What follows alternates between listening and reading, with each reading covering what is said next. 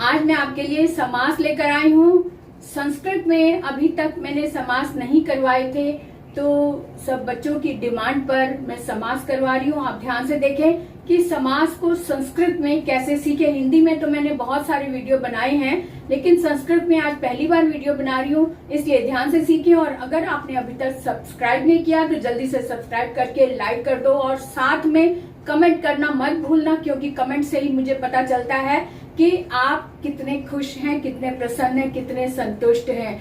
और शेयर करना तो आपको भूलना ही नहीं है, शेयर करना तो मस्ट है। इसलिए शेयर करके अपने अपने दोस्तों तक भी ये वीडियो पहुंचाएं, ताकि वो भी इस वीडियो का लाभ उठा सके। तो शुरू करते हैं आज की क्लास अदना कालिया के साथ। आज मैं लाई हूँ समास कार्यम।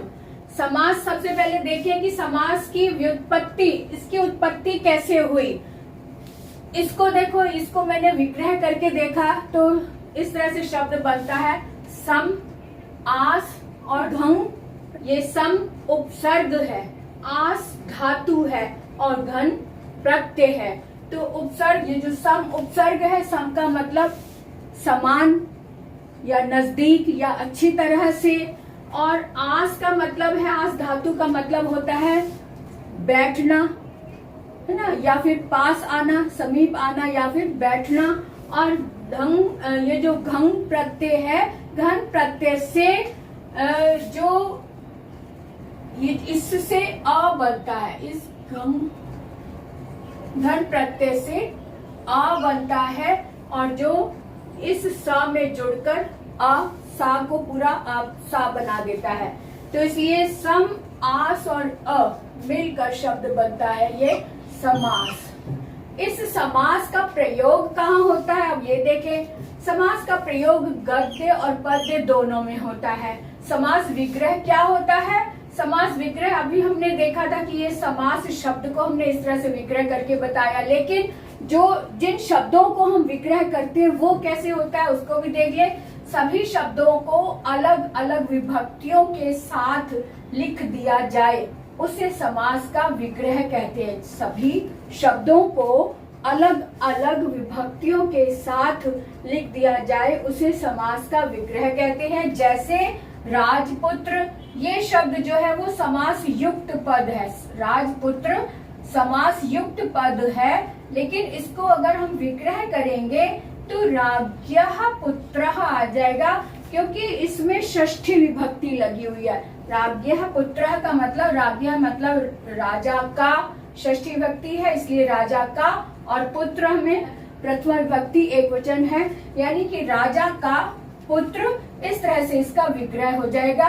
तो विग्रह, ये विग्रह रूप है, यानी कि विभक्ति लगाकर, विभक्तियों के साथ जब लिख दिया जाता है तो वो विग्रह बन जाता है, समास का विग्रह। अब आगे देखते हैं कि इसके भेद क्या है।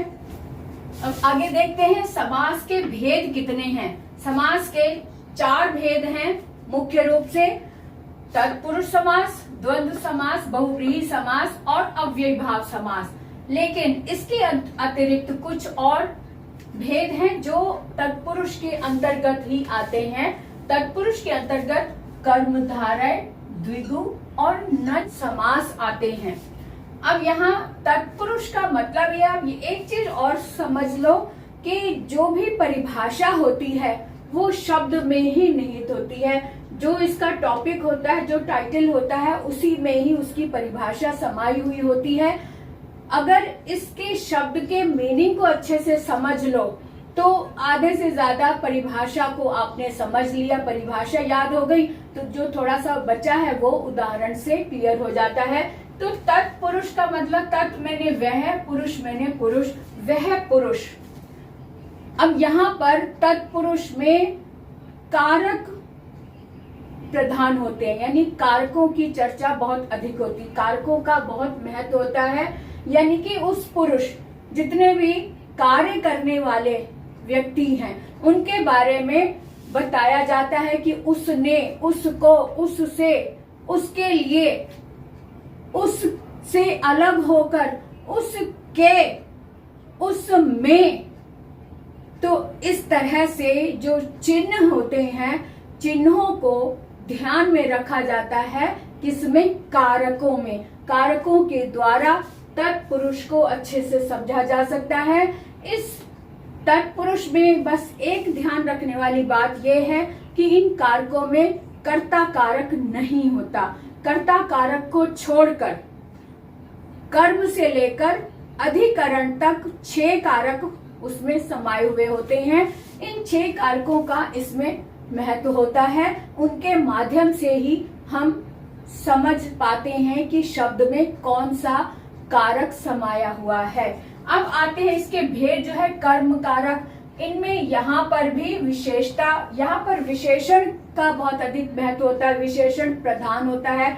यानी कि ये जो कर्म धारक यानी जिसने कर्म को धारण किया हुआ है, तो यहाँ पर भी पुरुष की बात हो रही है जिसने अपने आप पर कोई ना कोई उपाधि ले रखी है या अपने ऊपर कोई ना कोई जिम्मेदारी ले रखी हुई है, अपने कर्म को अपने ऊपर धारण किया हुआ है। तो ये सारी बातें इसमें समाई हुई है, इसीलिए इसको इसका भेद बताया गया है। कर्म धारा द्विगु, जिसमें द्वि यानी कि दो यानी कि गिनती, और गु मैंने गुण, गिनती वाले गुण जिसमें समाये हुए हैं वो भी तत्पुरुष के अंतर्गत आते हैं। और नंज का मतलब होता है ना, नहीं वाले गुण भी जिसमें समाये वो भी तत्पुरुष के अंतर्गत आते हैं। तो इसको विस्तार से देखेंगे हम उदाहरण के साथ कि इनका क्या अर्थ है।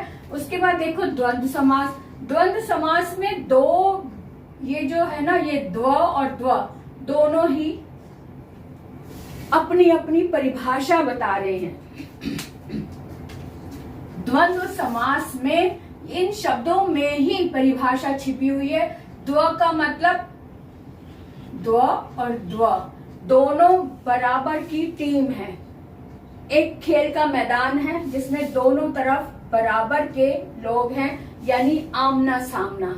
आमना सामना जिसका होता है वो अपोजिट टीम होती है। विलोम शब्दों को अगर देखें तो शब्द विलोम होते हैं, लेकिन एक दूसरे का साथ जरूरी होता है। एक दूसरे के बिना कोई भी पूरा नहीं है, यानी कि इसमें दोनों ही पद प्रधान होते हैं। द्वंद्व समास में दोनों की प्रधानता सेम होती है। मान लो कि एक खेल के मैदान में एक टीम आई ही नहीं, एक टीम क्या कर लेगी? अकेली नहीं कर सकती ना, दूसरी टीम होगी तब उसके साथ मुकाबला होगा, तब हार जीत होगी। तो यानी कि दोनों टीम का बराबर का अधिकार है मैदान पर, और दोनों एक दूसरे से भिड़ेंगे, दोनों एक दूसरे के सामने होंगे, तब जाके दोनों को प्रधानता मिलेगी। एक हाथ से ताली नहीं बजती, दोनों हाथ होंगे तभी ताली बजेगी। तो ये चीज ध्यान में रख लो कि द्वंद्व एक अखाड़ा है, एक मैदान है। आपने देखा होगा कि जो मल्ल युद्ध होता है, जो कुश्ती वगैरह होती है, उसको भी द्वंद्व बोला जाता है, द्वंद्व युद्ध कहा जाता है। द्वंद्व युद्ध वही होता है जो आमने सामने होते हैं।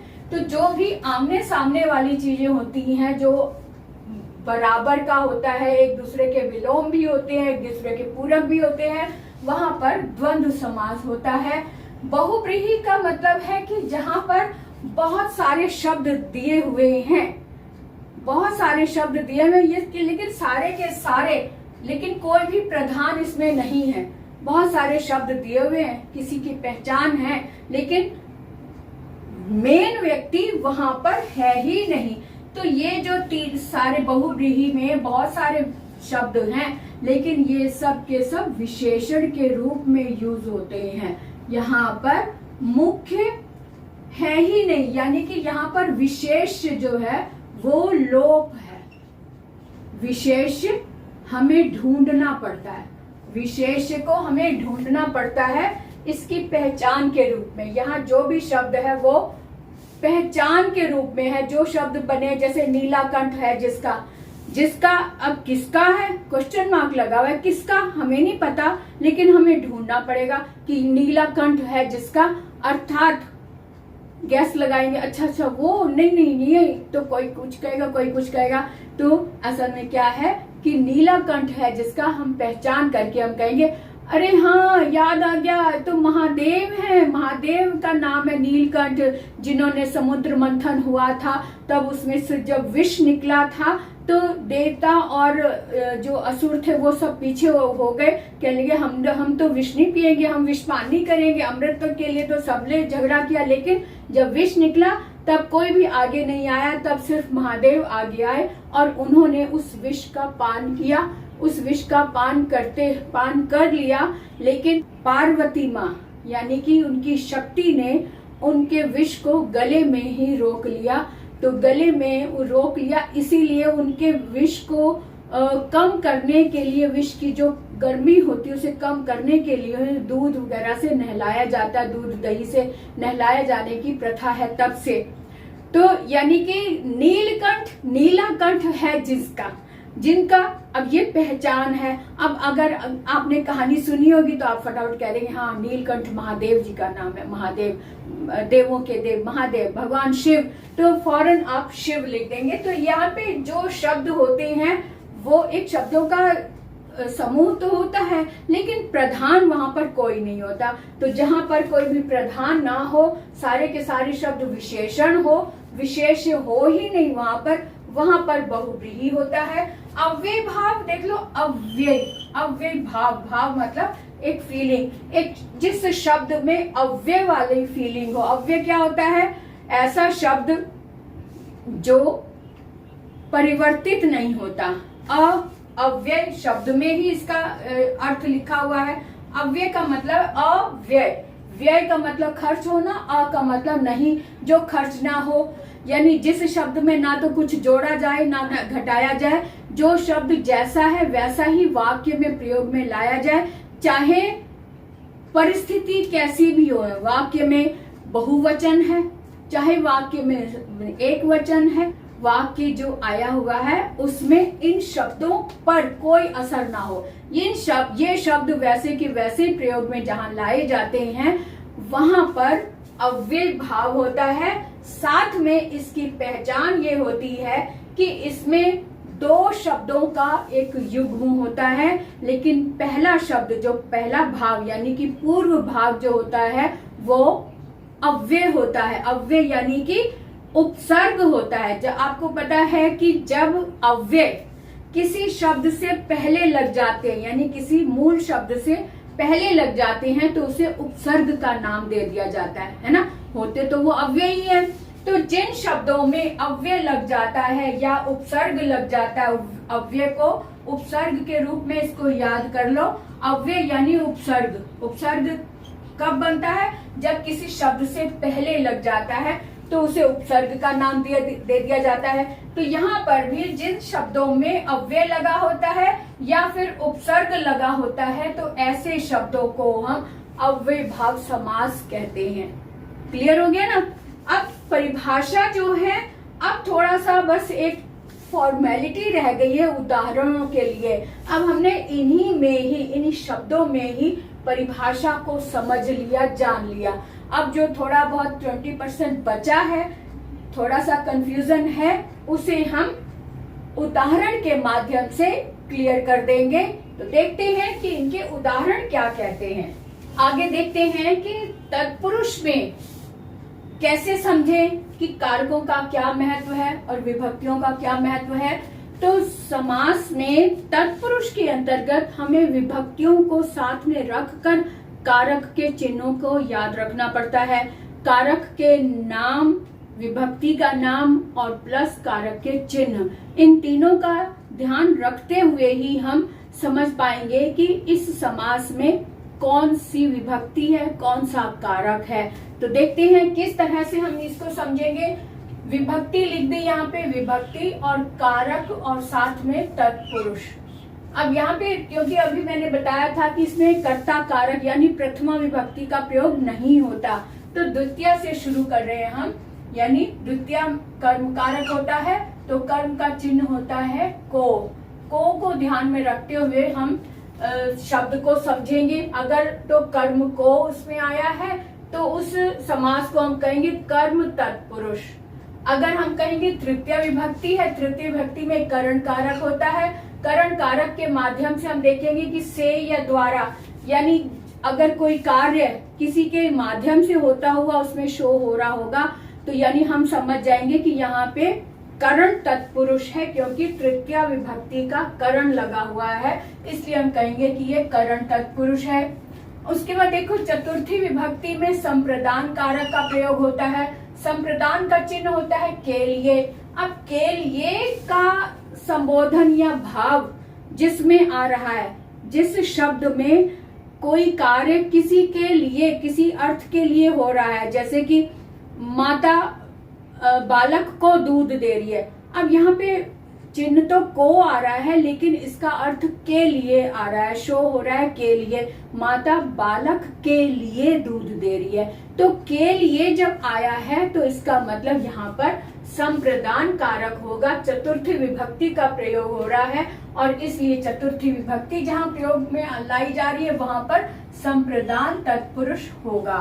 अब यहाँ पे पंचमी विभक्ति में अपादान की बात हो रही है। अपादान जहाँ होता है वहां पर चिन्ह तो से ही होता है, लेकिन अलग होने के अर्थ में, पृथक होने के अर्थ में जहाँ बात हो रही है, जैसे कि विद्यालय से बच्चा घर आ रहा है, या बस से उतरकर बच्चा घर आया, या विद्यालय पहुंचकर, विद्यालय मतलब अलग होने के अर्थ में, जैसे कि पेड़ से पत्ते नीचे गिरे या पेड़ से फल गिरता है, तो अलग होने का अर्थ जहाँ पर शो हो रहा है, जहाँ पर अलग होने की बात हो रही है, वहां पर पंचमी विभक्ति का प्रयोग होता है और पंचमी विभक्ति के साथ अपादान कारक का प्रयोग होता है। और अपादान कारक जहाँ पर आया है, जहाँ पर अपादान की बात हो रही है, वहां पर अपादान तत्पुरुष हम नाम देंगे।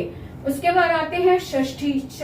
छठे नंबर पर आता है षष्ठी विभक्ति, और षष्ठी विभक्ति में कारक होता है संबंध कारक। संबंध कारक के अंतर्गत का, के, की या रा, रे, री ये इसके चिन्ह होते हैं। अब जहां पर संबंध कारक का प्रयोग हुआ है या षष्ठी विभक्ति का प्रयोग हुआ है, षष्ठी विभक्ति के साथ संबंध कारक होता ही होता है, तो जहां पर संबंध कारक का प्रयोग दिखाई दे रहा है वहां पर संबंध कारक तत्पुरुष समास होगा।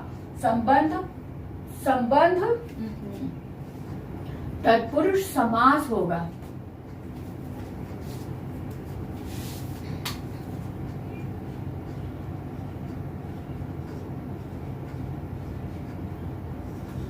तो यहाँ पर संबंध तत्पुरुष समास होगा जहां पर संबंध कारक की बात हो रही है। अब आते हैं सप्तमी विभक्ति में अधिकरण कारक की बात होती है, और अधिकरण का चिन्ह होता है में या पर। अब जैसे पेड़ पर, वृक्ष पर चिड़िया बैठी है ना, तो आकाश में पतंग उड़ रही है, तो इस तरह से में पर जहाँ चिन्ह लगता है, जहाँ पर सप्तमी विभक्ति की बात हो रही होती है, वहां पर हम कह सकते हैं कि अधिकरण तत्पुरुष समास है। तो इन समासों को समझने के लिए हमें विभक्ति और कारक और उसके चिन्हों को अलग से समझना होगा, याद रखना होगा, और इनके अनुसार ही हम समास का नाम दे पाते हैं, क्योंकि इसके समास, तत्पुरुष समास में सिर्फ अकेला तत्पुरुष ही नहीं, उसके साथ कारक भी जुड़े हुए हैं, इसलिए कारक का नाम भी देना जरूरी होता है। अब इसके उदाहरण देखेंगे कि इनके उदाहरण किस तरह से लगाए जाते हैं, किस तरह से उदाहरणों में इनका प्रयोग होता है। अब ये हैं तत्पुरुष समास के उदाहरण विभक्तियों सहित। सभी विभक्तियां लिख दी हैं, द्वितीय विभक्ति, तृतीय, चतुर्थी, पंचमी, षष्ठी और सप्तमी। अब इनको किस तरह से ये उदाहरण है, इनको देखकर हम समझेंगे कि कैसे लिखना है, इसका तत्पुरुष के साथ जोड़कर कैसे लिखना होगा इसकी विभक्ति को। ग्रामम गतः मतलब गांव को, ग्रामम यानी द्वितीय विभक्ति लगी हुई है, तो ग्रामम गतः गांव को जाना, यानी शब्द बना ग्राम गतः। धनम प्राप्तः यानी धन को प्राप्त, यानी धन प्राप्तः। अब यहाँ पे क्योंकि द्वितीय विभक्ति लगी है, इसलिए हम यहाँ पर लिखेंगे द्वितीय विभक्ति का कारक क्या होता है, कर्म। तो कर्म तत्पुरुष, यहाँ पे इसका जो लेबल लगाएंगे, इसका जो नाम देंगे वो हम कहेंगे कर्म तत्पुरुष। इस उदाहरण को हम नाम देंगे कर्म तत्पुरुष। अब तृतीया पर आ जाए, ईश्वरेण दत्ता, यानी ईश्वर के द्वारा दिया हुआ। अब ये तो हो गया विच्छेद वाला रूप, और ये समस्त पद है ईश्वर दत्ता। ईश्वर दत्ता को अगर हम विच्छेद करते हैं तो ईश्वरेण दत्ता, जब ये तृतीय विभक्ति इसमें शो हो रही है, तृतीय विभक्ति का मतलब है कि यहाँ पर करण कारक लगा हुआ है। करण कारक लगा है तो इसका मतलब करण तत्पुरुष यहाँ पर होगा, करण तत्पुरुष। ठीक है ना, ये हो गया करण तत्पुरुष। अब आगे चतुर्थी विभक्ति का उदाहरण है पाठाए शाला। पाठाए में चतुर्थी विभक्ति लगी हुई है। चतुर्थी विभक्ति ये इसका विग्रह रूप है पाठाए शाला, तो पाठ के लिए शाला शब्द बना पाठशाला। अब इसी तरह से एक और उदाहरण कि विश्रामाय स्थानम, विश्रामाय में भी चतुर्थी विभक्ति लगी है, तो विश्राम के लिए स्थान, तो विश्राम स्थानम, ये इसका समस्त पद बना। तो इसमें क्योंकि चतुर्थी विभक्ति है और चतुर्थी विभक्ति के साथ में कारक होता है संप्रदान, तो हम यहाँ पर लिखेंगे संप्रदान कारक, संप्रदान कारक, हाँ सॉरी संप्रदान कारक नहीं, संप्रदान तत्पुरुष, संप्रदान तत्पुरुष, इस तरह से लिखेंगे। अब आ गया पंचमी। पंचमी में वृक्षात, ये पंचमी विभक्ति इसमें लगाकर इसको विच्छेद करके बताया हुआ है, यानी विग्रह करके बताया है। वृक्षात पतिता, वृक्ष से गिरता, तो वृक्ष से गिरा यानी कि वृक्ष पतिता। अब इसका समस्त पद हुआ वृक्ष पतिता। अब यहाँ पंचमी विभक्ति लगाकर हमने विग्रह शो किया, विग्रह शो किया तो यह पंचमी विभक्ति आई। पंचमी विभक्ति के कारण हमें पता चला कि यहाँ पर कौन सा कारक लगा, अपादान। अपादान का भी चिन्ह होता है से, लेकिन अलग होने के लिए होता है, इसलिए हम यहाँ पर लिखेंगे अपादान तत्पुरुष, अपादान तत्पुरुष। अब इस तरह से ये भी उदाहरण उसी तरह पथात भ्रष्ट, यहाँ पे पंचमी विभक्ति लगी है, इसको विग्रह करके देखा तो पंचमी विभक्ति लगी है, इसका मतलब पथ से भटका हुआ, तो पथ भ्रष्ट, ये उसका समस्त पद हो गया। अब आगे षष्ठी विभक्ति में आत्मनोज्ञान, आत्मनोज्ञानम, आत्मा का ज्ञान, तो आत्मज्ञानम, अपना स्वयं का ज्ञान। अब का यहाँ पे षष्ठी विभक्ति लगी हुई है, आत्मनो, इसलिए षष्ठी विभक्ति लगी है, इसलिए हम कहेंगे कि यहाँ पर संबंध कारक लगा हुआ है। संबंध कारक होने के कारण हम यहाँ पर संबंध तत्पुरुष का नाम देंगे। इस तरह से यहाँ पे मनस, मनसः स्थिति, मन की स्थिति। अब यहाँ भी षष्ठी विभक्ति लगी है और इसका समस्त रूप बना मनः स्थिति। अब इसके समास को हम नाम देंगे संबंध तत्पुरुष, संबंध तत्पुरुष ना।